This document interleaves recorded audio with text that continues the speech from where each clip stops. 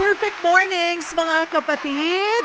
Kamusta po kayo? Nag-aabang na rin ba kayo ng pananghalian? Ang sarap pong kumain, no? Lalo na kapag lutong bahay. Kadalasan yan ang namimiss natin sa sobrang bilis ng takbo ng buhay. Lagi tayong nagmamadali.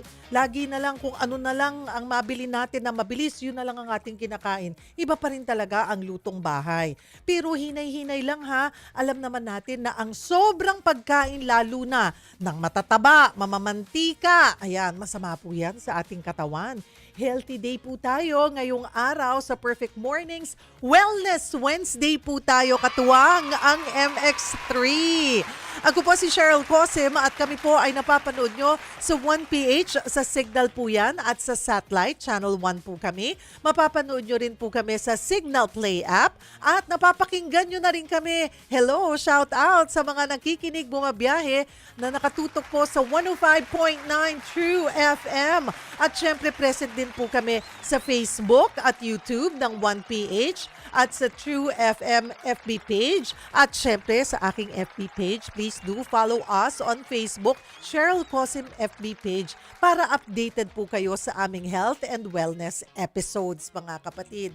At simula nung Lunes, naka-livestream na rin po kami sa FB page ng True FM. At sabi ko nga po ay mapapakinggan nyo rin kami sa 105.9 True FM. O ngayong araw, Wellness Wednesday nga po tayo, katuwang ang MX3 bilang parte ng kanilang spiritual at health and wellness advocacy. Kaya hindi mawawala, syempre, ang ating ipamimigay na gift pack para po sa inyo. 3 maswerteng viewers ang mananalo niyan. At ang tanging nyo pong gagawin, tumutok lamang po kayo sa ating programa. Ngayong araw, pag-uusapan po natin ang sakit na hepatitis. Opo, HEPA ang ating pag-uusapan. At sagutin lamang po ang ating question of the day, ang ating health check question of the day, para magkaroon po kayo ng pagkakataon na manalo po ng gift pack mula sa MX3. Post po kayo ang aming tanong. Paano mo pinapanatiling healthy ang inyong atay? Paano nyo pinapanatiling healthy ang inyong atay? Sagot na po kayo. I-post nyo po ang inyong mga sagot sa ating FB page, Cheryl Cosim FB page. Mamaya, babasahin natin yan. Baka rin may mga health concern kayo, may mga katanungan kayo ukol sa atay. I-post nyo lamang din po yan at mamaya po ay ipapasagot natin yan sa ating expert. Ngayong umaga, pag-usapan nga po natin ang kalusugan ng ating atay at kung paano nauuwi ang pagpapabaya rito sa sakit na liver cirrhosis. Alam nyo po, maraming function na ang atay natin, ano? At isa po ito sa pinakamahalaga or ito nga ang pinakamahalagang itinuturing na isa sa pinakamahalagang organ sa ating katawan. Dahil alam nyo ba, may higit po 500 itong ginagampanang tungkulin. Yes, 500 po mahigit ang function po nito sa ating katawan. Ganoon siya kahalaga. Isa po dito yung pag-filter ng toxins, ano po, at iba pang nakakasamang substances mula po sa ating dugo. Nariyan yung paggawa rin ng bile na tumutulong nga sa pagtunaw ng taba at pagsipsip ng ilang bitamina. Okay, pangalawa yan sa ating mai-share na function. Nandyan din ang isang function niya na pagproseso ng nutrients mula po sa pagkain at pag-convert ng mga ito bilang enerhiya at imbakan. At nandoon din, syempre, yung pag-regulate din po ng ating blood sugar sa pamamagitan ng pag-iimbak at pagpapalabas ng glucose kung kailangan po ng ating katawan. Paggawa rin ng mahahalagang proteins, mga kapatid, tulad ng albumin at mga clotting factors na kailangan upang hindi tuloy-tuloy ang pagdurugo. At nandyan din yung pag-iimbak po ng vitamins at minerals gaya ng vitamins A, D, E, K, B12, iron at copper. Kasama po yan. Nariyan din. Hindi ko naman iisa-isahin yung mahigit 500 na ito, pero ito yung mga mahahalagang function na dapat maging aware po tayo. Kasama din po ang pagtulong sa paglaban sa impeksyon bilang bahagi po ng ating immune system. at nariyan din yung pag-metabolize po ng mga gamot at alkohol upang maalis yung mga ito po sa ating katawan. So talagang napakahalaga po na talagang dapat napapanatili po natin yung healthy function po ng ating atay. At yan po ang gusto nating tutukan. Kaya mga kapatid, sali po kayo sa ating discussion. Kamusta ba ang inyong atay? Paano nyo pinananatiling healthy nga po ito? Para po pag-usapan yan, of course, makakasama po natin ang ating resident doctor. The doctor is in! Ayan, na hindi po natin mailis, alam niyo naman, ang lagay ng ating mga lansangan, di ba? Napaka-traffic po talaga ngayon. Well, he's in. Kasama na po natin ang ating integrative medicine specialist. Ayan, walang iba, of course. Hinga muna, hinga. Ayan, punas-punas ng kaunti, ng pawis. Ayan, napagod. Nagmadali po si Doc. Kasama na po natin ang ating doctor. Ayan, konti na lang. Isang ano na lang. Ayun, ayan. Fresh na ulit siya. Doc Edwin Bien. Hi, Doc Bien. Hinga. Hello there. Hi, Doc Bien. Perfect morning. Perfect mornings. Ayan po. Saan ka ba na-traffic? Everywhere. Everywhere ngayon, Everywhere ano? right now. Actually, paumanin kahapon pa yan. Grabe pa yan. But it's okay. Ayan, sinimulan nga natin, Doc, na ayan, marami nang nakadiscover sa atin, ha, na ganoon karami ang function ng ating atay. Mahigit 500. At syempre, yung pinakamahalagang function po niya ay yung pag-filter ng toxin sa ating katawan. Okay, Doc, kanina na-discuss ko na rin kasi, nadaanan ko na yung iba't ibang function po ng ating atay. Paano ba ang nangyayari sa katawan kung hindi maka-function ng maigi kasi yung ating liver? Doon tayo. Nagsa-shutdown. Yun ang pinakamabigat doon. Actually, before coming here, ang dami kong ka-text na all the way from Pampanga, may cirrhosis, may liver mass. Napakarami na nating nakikita ngayon dito. At kamukhang ang nasabi mo, one of the most, I think, important function ng atay, yung pag-filter. Yung pag-filter na hindi naman natin masyadong binibigyan ng pansin. Tayo basta maisubo na lang, makain na lang, party-party, happy-happy. Oo, totoo rin naman. Hindi natin naiisip na nahihirapan ng atay. Okay. Paano tayo? Doon tayo. I'm not sure if you have photos to do. show. Go ahead, Doc. Simulan natin, ayun nga, doon sa function, tapos ano yung nangyayari, and also ano yung mga sitwasyon na maaaring ma-damage ang ating liver. Okay, we always say na dahil sa pagkain, pero siguro mas detalyado kung Yes. paano nadadamage po yung ating liver. Go ahead, Doc Bien. And the way that I can do that is if you will allow me, Yes. pakita ko a few pictures. Yes, go Direk, ahead po. pakita nga natin Oo. mga picture na kaunti. Para lang may idea po tayo paano natin sinisira ang ating atay. Ayan. Hindi lamang po dahil sa mga impeksyon, no, gaya ng mga hepatitis, pero alam po ninyo, yung atay po kasi natin, although may kakayanan po siya na mag-regenerate, meron ding hangganan po yon. At kung titingnan natin, from the left, ay normal yung atay natin at nakita naman natin po yan sa palengke kapag tayo ay namimili. Pero sa bandang kanan, tumitigas po yan. At yung pagtigas po niya, talagang akala mo ito ay, how would you call it? Hollow block katigas. Oo. Pwede mo ngang ibato at pwede mong tuktukin. So thank you very Pangit much. ng Ay, itsura nung 'di ba, nung cirrhosis. Kung nakikita Oo. nyo po, sabi nga ni Doc, 'di ba pag pumupunta tayo mga kapatid sa palengke, 'di ba? Talagang makikita natin pag bumibili tayo ng atay, yung bagong katay na baka ba, Doc? Baka or Lahat actually, kahit baboy. nga O kahit na yung 'di ba, liver Kahit nga ng manok ng manok, makikita natin pag fresh yan. Ayun, si Carmi. Kita natin yung kanyang Si curly Carmi. hair. Ayun. Curly hair. Ay mamula-mula talaga pag nakikita 'di ba natin, talagang pag fresh.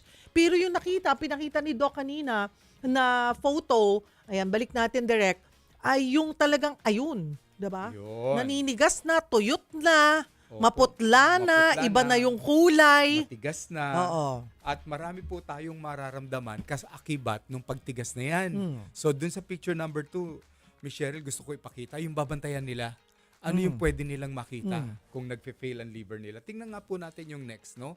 So nakita nyo rito, bukod doon sa pagtigas na yon na hindi naman nakikita ng pasyente mismo, kundi ng doktor po na papacheck up sa kanya, yung paninilaw. Pero hindi lahat po naninilaw ang balat eh.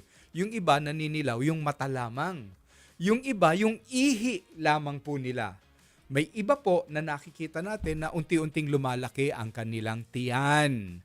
At kung lumaki na yung tiyan, pwede meron silang maramdaman, pwede ring mawala silang mararamdaman. Pwedeng yung pagtutubig sa kanilang paa ang kanilang makikita. Mayroong changes din po sa kanilang balat. Tingnan natin yung next picture, Direk. Yung susunod po dito, yung kamay, ipakita natin yung picture ng kamay. Tingnan nyo, oh, para bang nilubog sa tubig ng matagal yung kamay, nangunguluntoy. It's a sign na pwedeng may dehydration. It's a sign na pwedeng hindi dehydration pero naiipon yung tubig sa kanilang kasukasuan, sa kanilang braso, sa kanilang paa. And pwede, direct, ipakita natin yung susunod dito. Ito, common to. Nangangamot sila ng nangangamot dahil, ito po, mayroong skin problems na lumalabas. Sabi ko kanina, pwede silang manilaw. Pero pwede silang magkaroon ng rashes. Ang tawag namin dun sa mga rashes na ito ay liver rashes. Ayan o, tingnan po ninyo. All over the body po yan. At dahil dyan, senyales na hindi na ilalabas ng atay yung mga toxin sa kanilang katawan. Now, yung kuko. Kahit yung kuko, mayroon pong changes. Tingnan po natin ito direct yung next. Yung kuko na normally ay pinkish-pinkish, makikita nyo, maputla yung kuko. Maputla. At pag diniinan po namin, eto, tanggalin na natin direct at tingnan natin ang ide-demo ko po. Very simple. Gusto nyong malaman kung dumadaloy yung dugo sa kanilang mga daliri. Ito yung kuko ko po. Didiinan nyo lang po ng malakas yan. Normally, pag binitawan ko po after about 30 seconds to 45 seconds, dapat bumabalik yung kulay pink. Siyempre, pag diniinan mo, puputi. Pero pag binitawan ko, babalik yung kulay pink.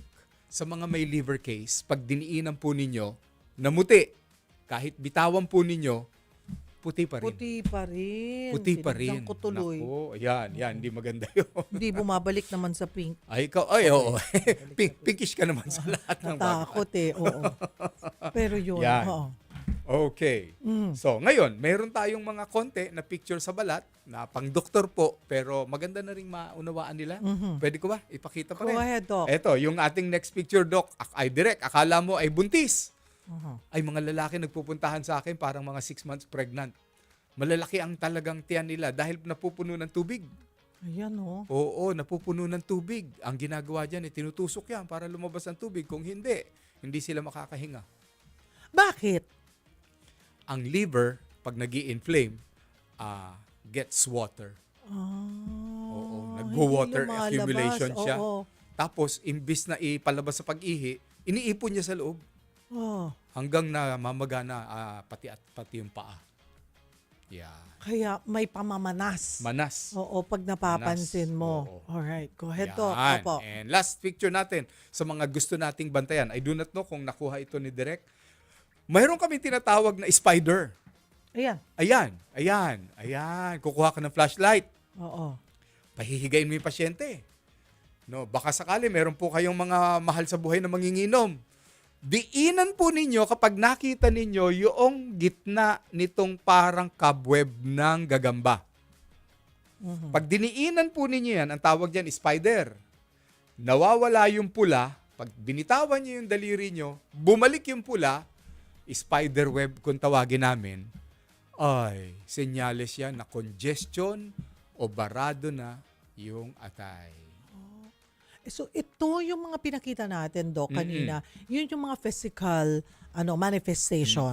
Yun yung mapapansin paglaki ng tiyan. Opo, Ito yung sabi mo, pamamanas. Spider, Oo. paninilaw. Oo, paninilaw, napapansin. Oo, kaya pag nakikita, pati yung sa mata, tinitignan Opo. kung naninilaw. So ito, paano ba? Bakit nauuwi? Hindi naman yan basta na lang cirrhosis ka na. Hindi naman. Diba? Hindi May naman. mga stages kasi yan eh. May stages Oo. yan. At, Sa mga paunang stage ba may manifestation na, physical manifestation, or parang ito rin ay iba katulad ng mga ibang gamot ay mga ibang sakit na sa early stage walang physical Wala. manifestations. Minsan taon nga eh. Oh. Nakalulungkot isipin na halimbawa, maninilaw ng konti ang ihi mo.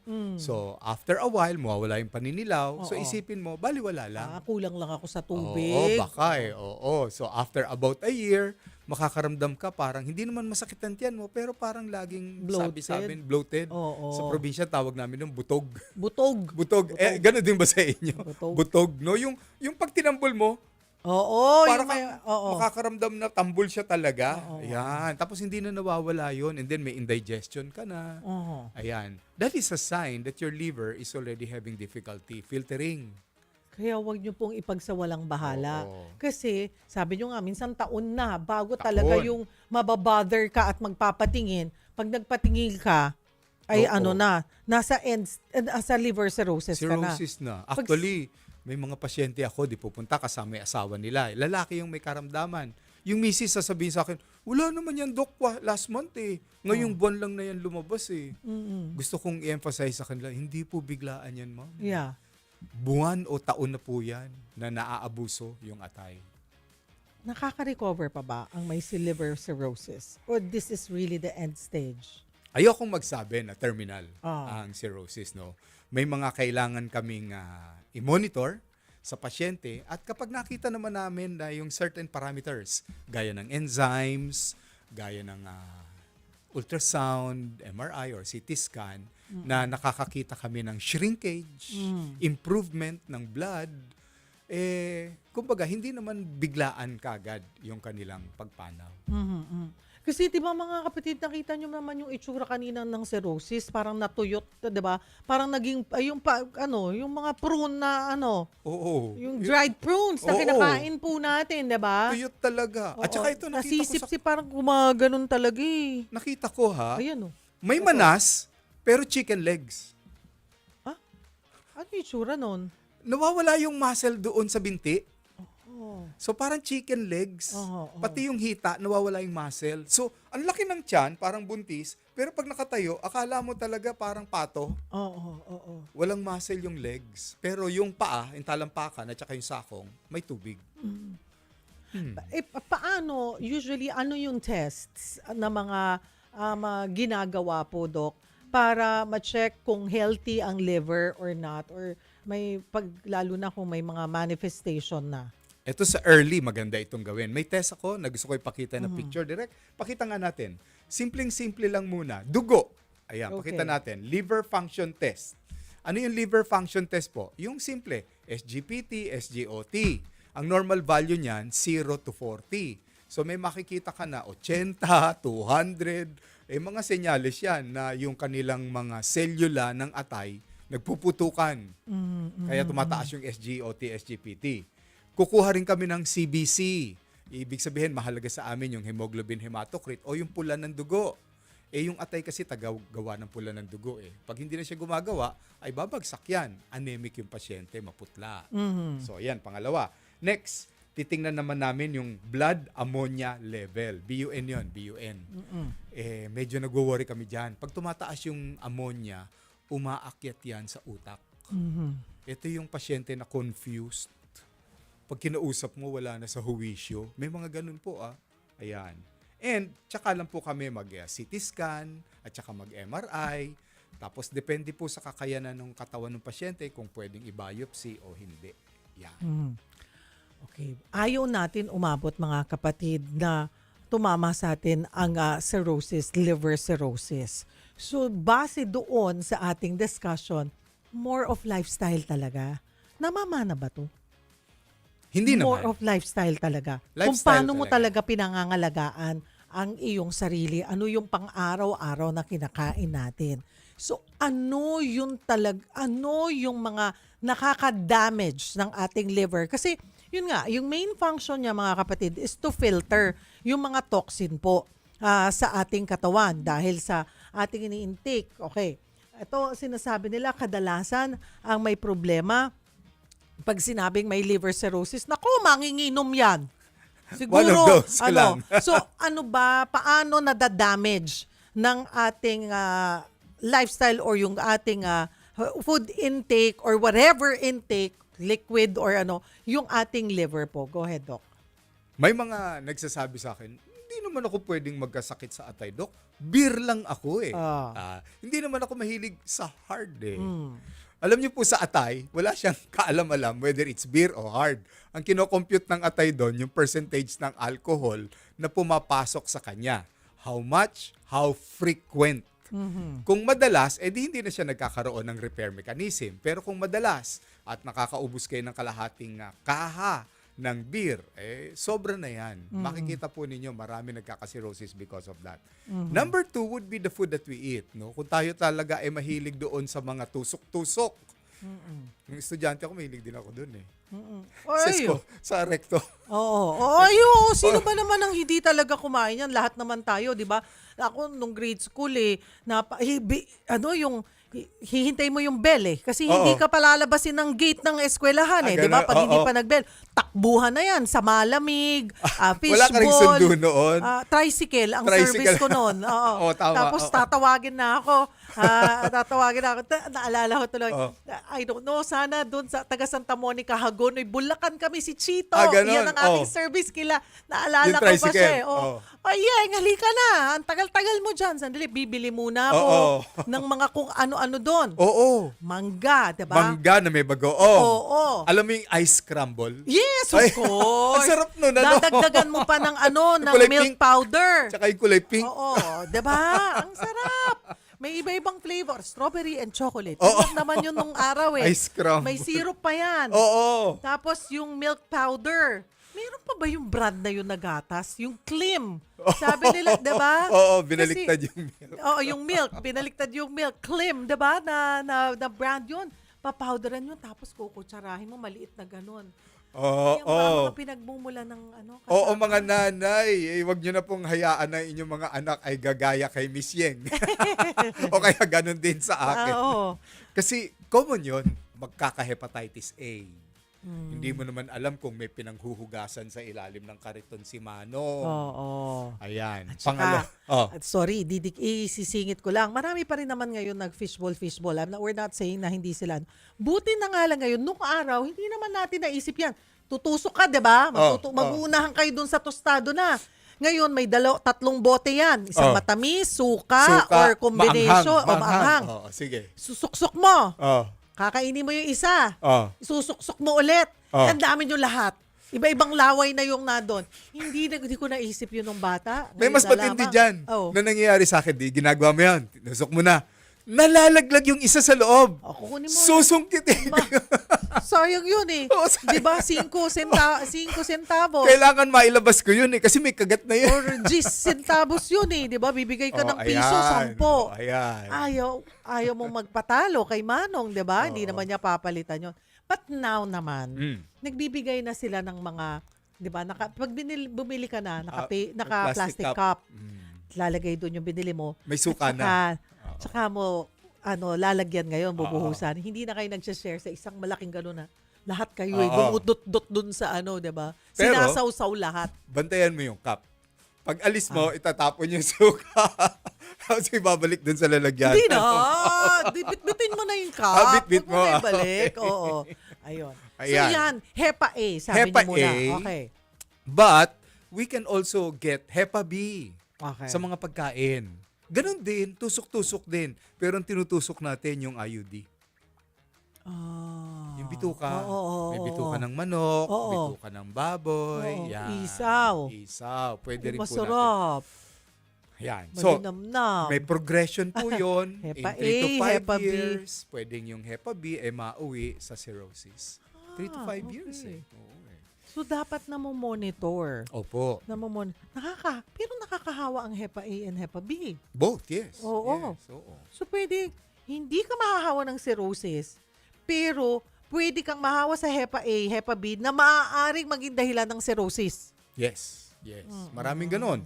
In fact, yung mga nakikita ko nga, hindi mo akalain dahil hindi manginginom, bakit sila magkakaroon.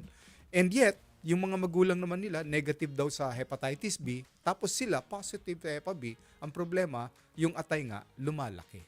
So, common yun.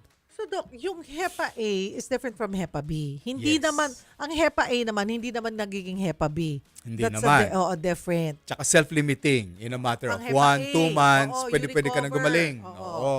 Ang problema, Hepa B eh. Oo. Pwede kang mag 6 months, hindi ka pa rin magaling, tapos hindi mo alam, nag-progress na.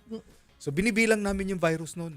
At saka, very strict. Pag sa mga dating sa mga OFWs natin, di ba? Pag may mga medical, pag Hepa B, pag nakita Negative may na. ano ka, hindi ka na makakaalis. Oo. Pero You ganun have na to rin be dapat sa very mga careful. restaurant at hotel. Mm. Lalo na kung food handler ka, dapat minomonitor yon ng mga restaurant, ng mga hotels. Kapag nag-positive, hindi po sila pwede doon sa food handling. Sa ibang part na lang ng hotel. Dapat pinapacheck din pala yung mga chef. Tsaka yung mga sa mga Chef, oo. yung sa kitchen, yung Oo, tsaka yung sa mga nagtatantad. kitchen. So Yeah. sa lahat ng Opo. ganun dapat ka-strict pagdating sa nag-handle po ng food. Opo. Oo. Parang malilimitahan lang kayo, hindi lang kayo na sana doon ilagay sa area kasi pwedeng mahawa. Sa paanong paraan ba pwede kang mahawa? Well, Nakakahawa. marami dahil ito ay body fluids na pwedeng mahawa. So halimbawa, natalsikan mo ng laway at yung laway na yun na napunta doon sa tao, then pwede siyang mahawa. Ayan, mga kapatid ha. Ingat po tayo. Eto, mas pag-usapan pa natin before we go on break. Dito muna tayo sa Totoo Ba, Doc? Para sa mga mahilig sa maalat na pagkain at sa alak na po, magsilbing paalala po ang mga sinabi ni Doc Bien sa atin, ha? Ayun nga, dagdagan pa natin ang kanyang paalala sa ating segment na Totoo ba, Doc? Eto, totoo ba, Doc Bien? Kapag walang sintomas, healthy ang atay? Hindi po. Kasi maaaring nagsisimula pa lamang ang problema nung atay. Ang sintomas ay pwedeng lumabas after 2 or 3 months pa. Totoo ba, Doc?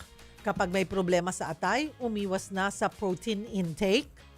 Hindi naman din po dahil may mga masusustansyang protina ang source natin gaya ng mga gulay, gaya ng itlog. So hindi lahat ng protina ay kailangang iwasan. Totoo ba, Doc? Mas delikado para sa atay ang uminom ng beer kaysa wine? Actually, kamukha ng sinabi ko, hindi totoo yan dahil sa atay wala siyang pakialam anumang tatak ng iyong inumin. Alcohol is alcohol. Alcohol is alcohol, kahit na yung panlinis ng kamay. So, paano po natin pananatiling healthy ang ating atay, Doc? Ano din yung pinaka-main na dapat iniiwasan natin na pagkain? Okay. Kasi nandun ako sa, kanina nasabi natin, maaalat, yung mga mahilig sa chichirya. Diba? Hindi lang naman natin pinupunterya dito yung bisyong pag-inom. Ay, hindi lang. Okay. Hindi lang. Ano yung Okay. mga pagkain na mahihirapan mag-function ng ating atay? Mayroon akong konting picture na Go pwede ahead. nating ipakita. Ito yung ating tips para makaiwas po sa liver cirrhosis. Direct ipakita lang natin po, no?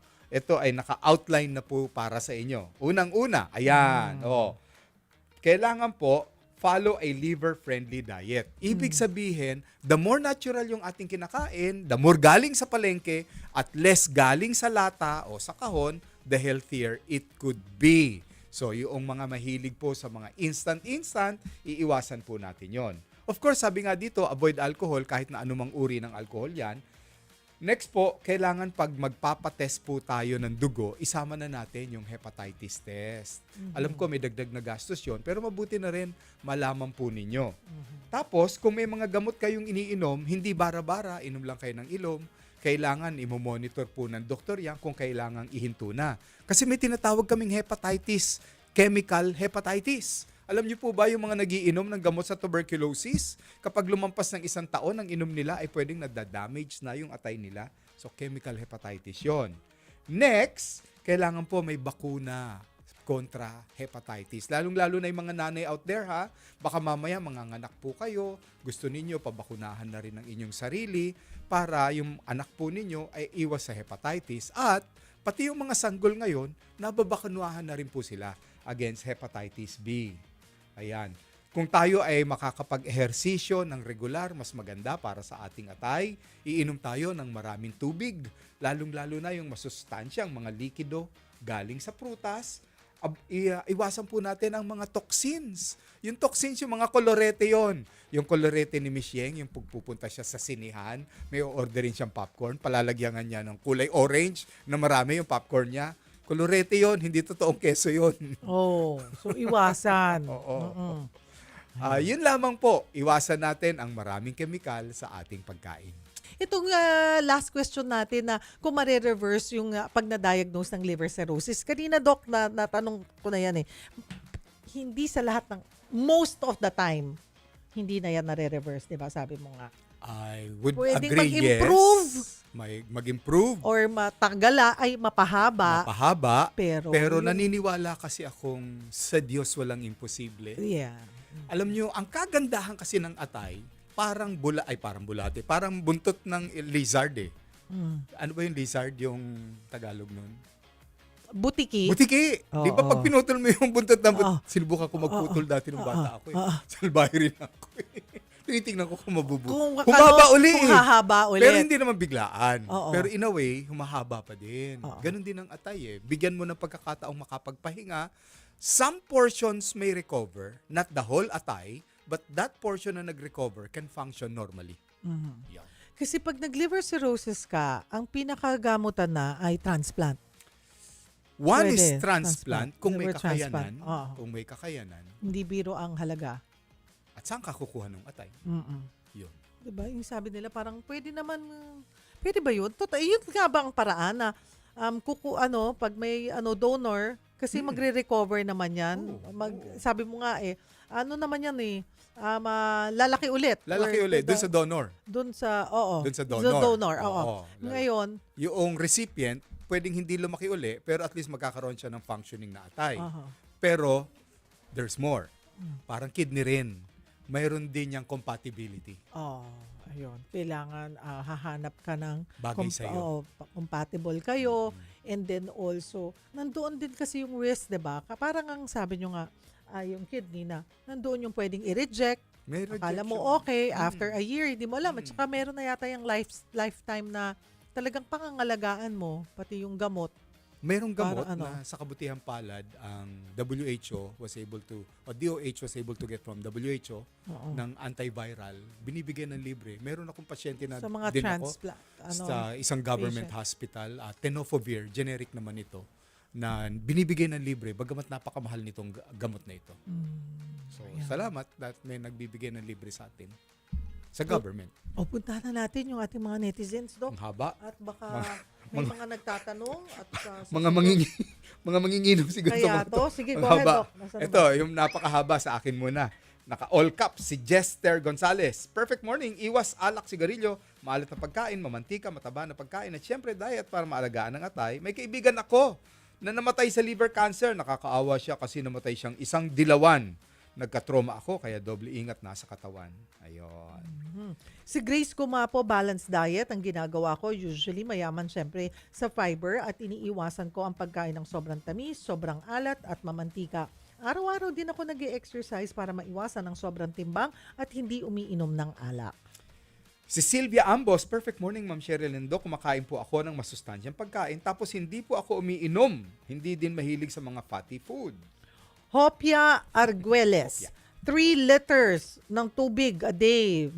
Pag-maintain ko, good for it's really 2 to 3 liters of water ang recommended po talaga. Si Lynn Rose Aguilar, kumakain po ako ng mga healthy food gaya ng mga gulay, prutas at iwas sa mga pagkain na mamantika at alak po. Si Queenie Gawat, mapapanatili kong malusog ang aking atay sa pamamagitan ng pagkain ng masustansyang pagkain, pag-inom ng sapat na tubig, regular na ehersisyo, pag-iwas sa labis na alak, paninigarilyo, pag-inom lang namang ng gamot ayon sa payo ng doktor. Mahalaga rin ang sapat na pahinga at regular na pagpapasuri upang manatiling malusog ang aking atay. Good Ken G.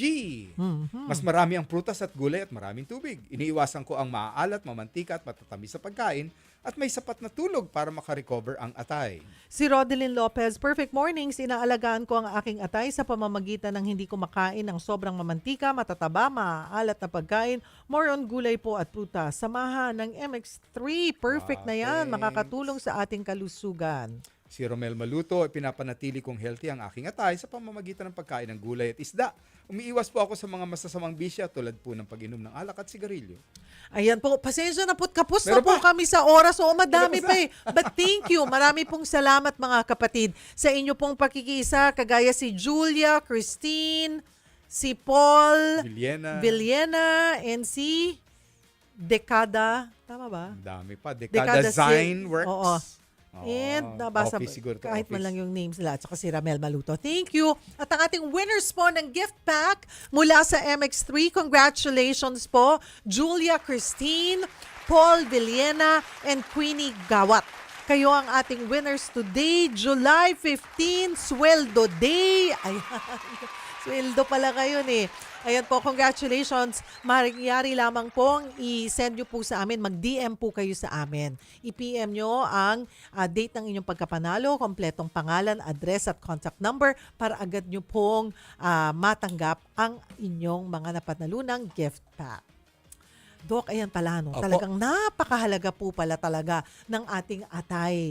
Kaya mahalaga rin ang pagpili sa masustansyang pagkain at mga healthy habits. Kasama dyan ang pagkain ng prutas at gulay na mayaman sa antioxidants. Dahil nga, nakakatulong po ang mga ito sa pagprotekta sa mga cells laban sa oxidative stress. Kaya mga kapatid, ang pag-aalaga po sa atay, hindi lamang kapag may sakit na simulan sa natin ito sa malusog na pamumuhay, balanced diet, regular exercise, sapat na tulog, pag-iwas sa produktong sumusuporta sa pangkalahatang kalusugan. Ayan, pagpili. Ayan, pagpili po ng mga produktong sumusuporta sa pangkalahatang kalusugan. At doon tayo sa all natural, di ba, Doc? Doon tayo sa Opo. all natural. Gaya po ng MX3 bilang bahagi ng isang healthy lifestyle. Pero paalala lang, Miss Cheryl, ang MX3 po, hindi yan gamot. Yan ay isinasabay sa inyong gamot. Dahil napakaganda rin naman ng makukuha nating benepisyo. Ito, may hawak-hawak akong sample ng ating MX3. Tumutulong po yung alpha, beta at gamma nutrient na nilalaman ng MX3 para po makaiwas sa pamamaga ng ating atay. Ayan. Siyempre, maganda rin tayo ay samahan ng healthy diet at siyempre ng lifestyle. Kaya mga kapatid, doon na po tayo sa all natural. Sabi nga ni Doc, hindi po ito gamot pero mahalagang meron po tayong katuwang po sa ating pang-araw-araw na pamumuhay, pagkakaroon ng healthy lifestyle. And we want all natural. Gusto nating umiwas sa mga synthetic, 'di ba? Na mga lalo na kung supplements, 'di ba? Doon tayo sa all natural. Sa MX3, dito ako believe. Mga kapatid, salamat po sa pagsama nyo sa amin. Mapapanood nyo po kami ulit sa itong ating episode ngayong araw sa weekend, alas 5 ng umaga sa 1PH. Yes, ang Perfect Mornings po, 7 days a week sa 1PH. At yun nga sabi ko, Doc, simula nung 7 Lunes, days a week. tayo'y napapakinggan na rin. Sa 105.9 True Ay! FM. Oo. Wow. Nasa 1PH na, nasa socials pa, nasa radyo pa. Nasa 105.9. Oo, diba? Nakikinig ako doon. Oo, dapat lang. Naririnig kita doon. Ayan. So ayan mga kapatid bukas naman po, araw na tayo ng Huwebes. Ang katuwang po natin, Public Service Day po tayo. Philippine Charity Sweepstakes Office. May mga gusto po ba kayong idulog? Maaari nyo pong idulog na po yan ngayon pa lamang. At maaari po namin kayong ilapit sa PCSO. Pag-usapan po natin yung mga pwedeng mga maihingi po natin ng tulong mula sa PCSO. Pag-usapan natin yung mga ginawa rin nilang mga relief efforts na mga tinulungan pong mga kababayan natin sa Mindanao na biktima po ng sakuna. Dahil ang PCSO hindi umuurong sa pagtulong. So bukas PCSO Day dito po sa Perfect Mornings, mga kapatid. At wag po kayong bibitaw dahil after nito, susunod na ang Sana Lord. Ooh. 11 o'clock. Ayan. O mga kapatid, ano man po ang pinagdadaanan nyo ngayon? May panibagong araw ng pagharap bukas. Ako po si Cheryl Cosim. Ito naman po si Dr. Edin Bien. Tandaan, lagi nyo kaming kasama dito sa Perfect Mornings!